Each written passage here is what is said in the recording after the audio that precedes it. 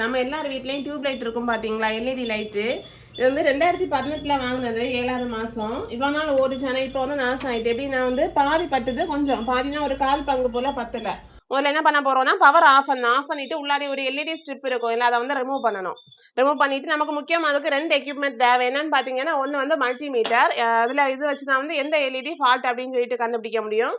அடுத்த வந்து ஒன்னு வந்து சோல்டரிங் அயன். முதல்ல இப்ப மல்டிமீட்டரை வந்து கண்டினியூட்டி மோட்ல போடணும். போட்டாச்சு. இப்ப வந்து ஒவ்வொரு எல்இடிலயே வச்சு செக் பண்ணணும், எது ஃபால்ட்னு கண்டுபிடிச்சிடலாம். இப்ப வந்து கண்டுபிடிச்சாச்சு, இந்த எல்இடி தான் பத்தல, இதுலதான் ஃபால்ட் இருக்கு. இனி இதை வந்து சால்டரிங் அயன் யூஸ் பண்ணி ரிமூவ் பண்ணிடலாம்.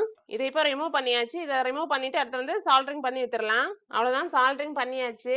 இப்போ இதை சால்டரிங் பண்ணியாச்சு. ஆன் பண்ணி பார்க்கலாமா?